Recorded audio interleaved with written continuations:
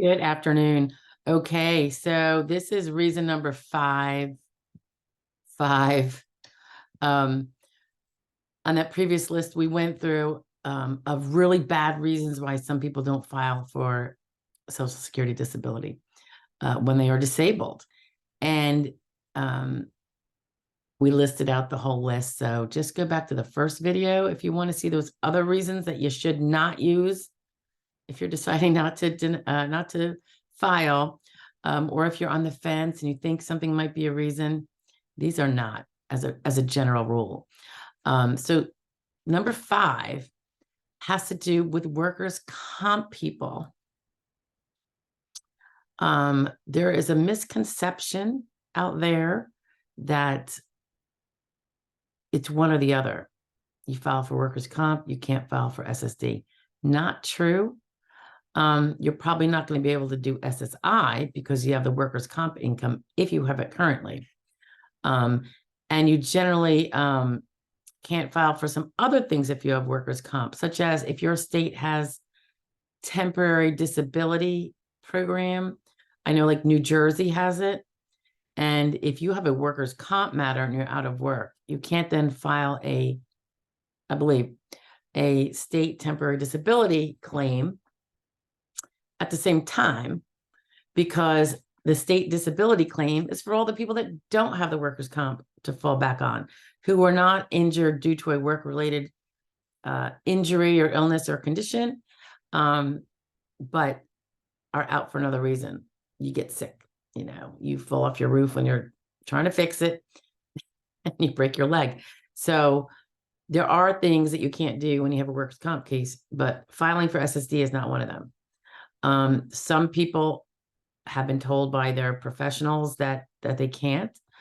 Others have been told that until there's MMI, a finding of MMI where your temporary benefits are cut off, and then perhaps if you're not back to work, you go for a permanent settlement. And again, I'm not a workers' comp attorney, so I am like, too little knowledge is a dangerous thing. I try to stay clear of it, but I do represent people that happen to be workers' comp folks.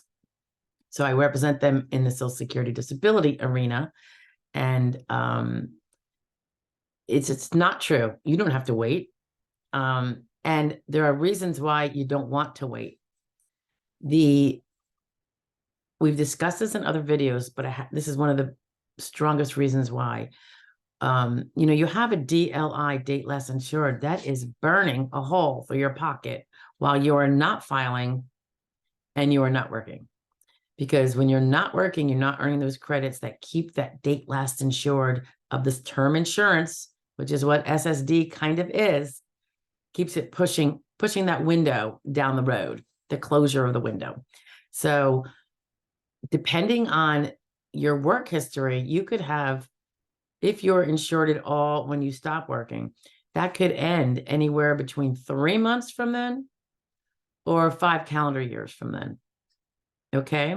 So which means you can file during that period. You could even file once after that period, but all the evidence that you're using for your case has to be born before that date last insured date expires. So when you put off filing because someone erroneously told you to, in my opinion, erroneously told you to, and I'm happy to speak with any workers' comp person who wants to discuss.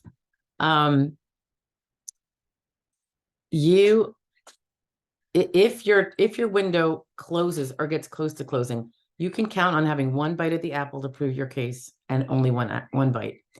Normally, a person who's been working for the past several years before they stopped, you have feasibly multiple bites at the apple, because your first application will be done, kaput, denied if in fact you're not going to win, well within your DLI window. And you can file again, and you could say, I'm getting better evidence this time, blah, blah, blah, blah, blah. So if you refrain from filing, you're basically losing these opportunities to prove your case. And then you only have one, and that's one bite at the apple. And I don't like that. It's not helpful. Sometimes, particularly for younger people, it can take more than one bite at the apple. It can be a marathon, but it doesn't have to be a no-go in the end if you persevere. So I don't like to see anybody cut off their opportunities just because they haven't moved on an SSD claim. Now, that's not to say that there aren't challenges when you have a workers' comp case, because workers' comp will control your treatment for all the impairments that you jammed into that workers' comp claim. So that is also a little cautionary tale, not to try to stick every single impairment and its mother into your workers' comp claim if they are feasibly not workers' comp related. Only because, let's say you have degenerative arthritis and now you're saying that the workers' comp injury made it worse. That could be, but you're not going to be able to address any kind of arthritis treatment. And I'm using that as an example, and it's probably not the best one, but workers' comp will grab hold, and your attorney on workers' comp will probably tell you you can't treat it all for anything that has the word arthritis in it, because it's all workers' comp owns you now. And as you know, if you're in workers' comp is telling what you can't do, what you can do, who you can see, when you can't see. And oftentimes you're not able to see anyone for months and months and months because they have not, waved their little wand and let you, or crack the whip. I'm not sure which way you want to look at it, but they're very controlling. They're very, sorry, workers' comp, slow as molasses. I see people healing in all the bad ways because they weren't getting proper treatment while their body was trying to heal. They weren't getting PT. They weren't getting other therapies that they may have needed for a proper healing, the best healing possible. So they might possibly be able to go back to work. It's nuts. If they want the people to go back to work, I'm not sure why they're not giving them more robust treatment. Okay. So there are extra burdens put upon you, both in your regular, whether or not you're filing for SSD, a lot of workers' comp claimants are frustrated with the lack of responsiveness from the carrier and letting them treat their injuries or their conditions. And that is a problem. And that is why sometimes people decide to, I forget the terminology, but go for, is it a Section 20? I have to ask my workers' comp colleagues, and just cut it out and just get a settlement and move on. And I get that. And that apparently seems like it would help for that issue. But again, you're blowing through time because those settlements can take a long time. And next thing you know, you have no more insured status for SSD. If you haven't filed yet, you'll have that one bite, but you're stuck relying on all your workers' comp evidence and no outside evidence, no robust evidence from outside, only the limited workers' comp evidence to prove your case. Now, I think it's true that a lot of particularly ALJs are familiar with the struggles that workers' comp claimants have, and they will recognize that you might not be able to get the most robust treatment that your body needs thanks to workers' comp. But it doesn't necessarily make it a sure go either. You still have to have the goods one way or the other. So when we say don't jam everything in the kitchen sink into your workers' comp claim, you might want to think about it. Yeah, you think, well, I might get an extra 50 cents if I throw this in there. Well, getting an extra 50 cents is not going to be so helpful when you later don't have SSD at all. And I'll go into another fact that is a little concerning. But before I do so, note that if anything is not a workers' comp impairment, it's not. I would find out officially from my workers' comp. Show me what is on the official workers' comp stuff. What was submitted? Don't you?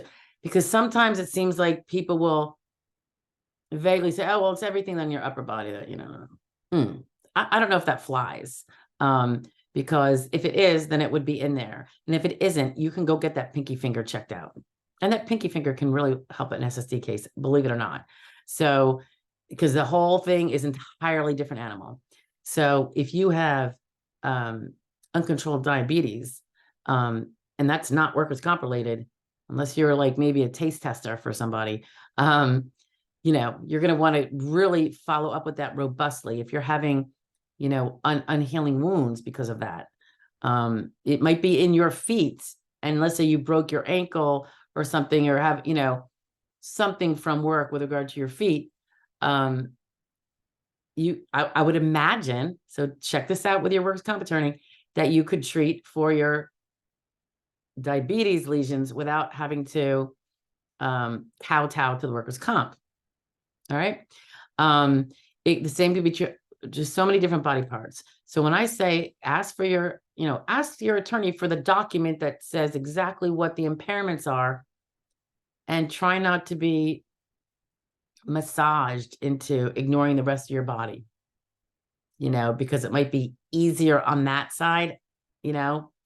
Well, I don't even know if it's easier, but the reason why they sometimes say it is because what if they want to add it later?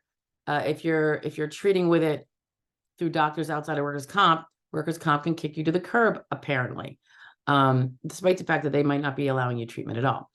It makes no sense. I think these rules are really poor. I've never been pleased with them ever. Not for people who are disabled. It's great, I'm sure, for people who have a minor impairment and have to be out of work for a few weeks or a few months, but the rest, not good.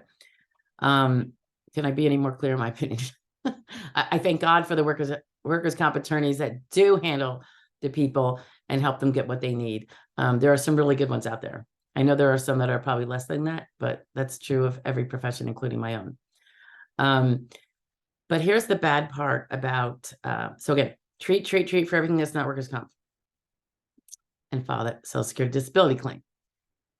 If you don't file the Social Security disability claim and you lose your window, or you don't have good treatment and you never can win it, what is going to happen is, and this is particularly true of people in their 20s, 30s, 40s, and I'd say at least the first half of the 50s, while you're not working and you're collecting that temporary wages and hoping to scrounge out a settlement, your retirement amount, the one that you were counting on later, and you were saying, well, I don't have to file for SSD because, you know, I'll manage with the workers' comp for now, and then I'll be collect retirement, and, you know, maybe they think they're going to be going back to work again, which hopefully they will, but you've got to read, you've got to watch the other video we have about, I think I already have it out. If not, I'll get it out. About the people who are like, I'm only going to be out for a year or two. I can swing it, you know.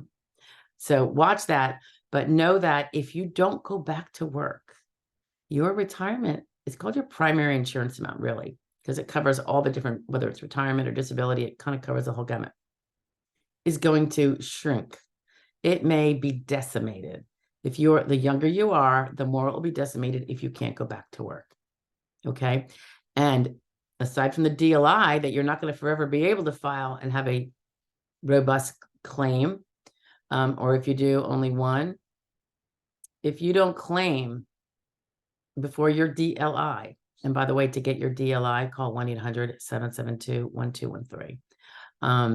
You know, you could be thinking you're going to have a $2,000 Social Security retirement benefit because that's what your last estimate said when you were 35, and then you got hurt. Now you can figure it's probably going to be well less than 1,000. I mean, and I'm guesstimating on that number, but only because it would seem like you only have like now half the years of work in the calculation, and all the rest are averaging in as these little zeros, dragging it all the way down. So it's really, really, really not a good idea. All right. Workers' comp, not a reason to not apply. I don't care what anybody says. You know, sometimes, you know, if someone's about to have a settlement and be done with it, it might possibly be, maybe you can wait a month or two, but by and large, that's a big risk to do it otherwise.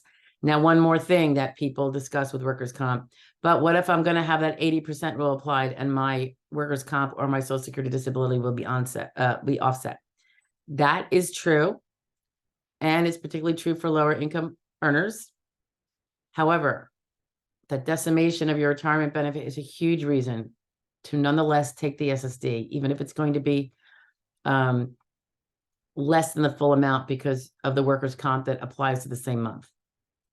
Also, you will get Medicare when you win that SSD if you stay on it more than briefly. And that means you'll have health insurance without having to go pay for it privately. And you probably won't be eligible for Medicaid because you're getting the workers' comp and the SSD. So, if for no other reason, the Medicare is the reason. Okay, guys, I can't emphasize it anymore. Medicare, workers' comp is never going to pay all your medical bills forever, and they're only going to pay the ones that are workers' comp related. Let's face it, we age, we deteriorate, things happen, other accidents happen. You need to be looking out for the big picture.